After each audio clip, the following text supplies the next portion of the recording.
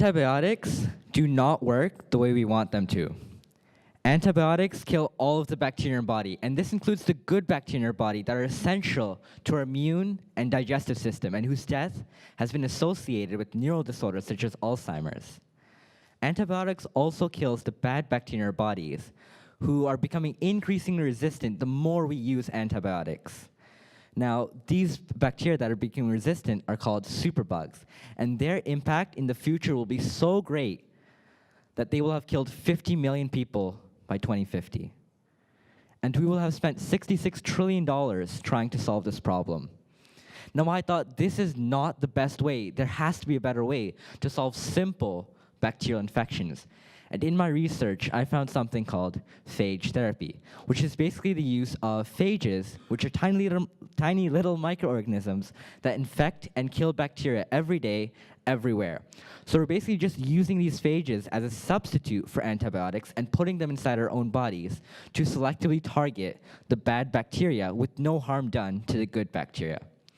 Now, phages can only be associated with a few strains in a certain species of bacteria, and this gives them a property known as selective toxicity.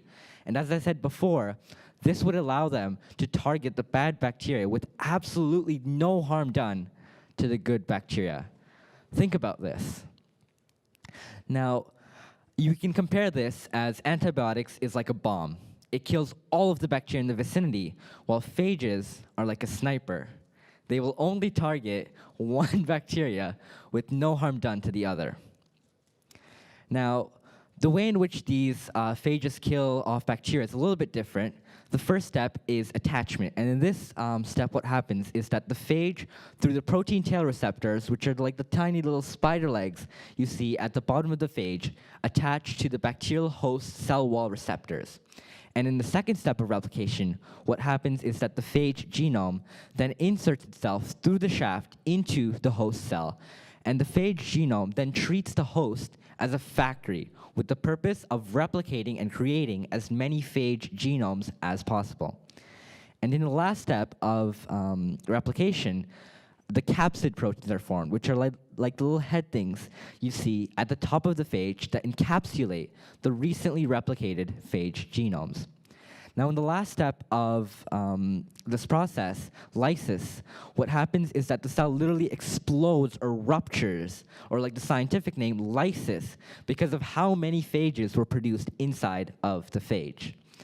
Now, another advantage that phages have over antibiotics is that if bacteria develop resistance against antibiotics like they are right now, then scientists have to do the legwork and try to find new antibacterial compounds, invest time and money and effort. But if bacteria develop resistance against phages, like they did with CRISPR, then phages will develop resistance automatically through evolution, like they did with anti-CRISPR.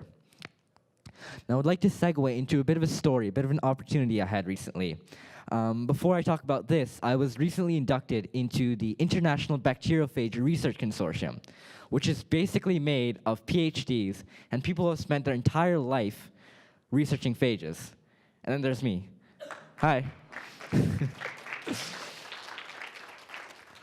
So this is Greg. He's the CEO of Adaptive Phage Therapeutics. And I saw their company on LinkedIn, and I didn't really know what they did. So I thought, hey, I'm in phage therapy. I should probably know what they do, right? So I researched a bit, and they were doing some pretty sick stuff with phage therapy. So I reached out to Greg on LinkedIn and said, hey, I'm a 15-year-old interested in bacteriophages and phage therapy. Would you be willing to get into a call with me? And he messages me back like 15 minutes later and says, yeah, I'd love to get into a call with you. Now, keep in mind, this is the CEO of Adaptive Phage Therapeutics, and he says, are you available tomorrow? I'm like, heck yeah, I'm available tomorrow. I go to school the next day, don't pay attention to anything, race back home, and I reread all of my phage therapy research papers because I want to seem as knowledgeable as possible, right? He's the CEO. So we get into a call, we talk for about an hour, and during this time, he tells me an interesting story about Tom and Stephanie.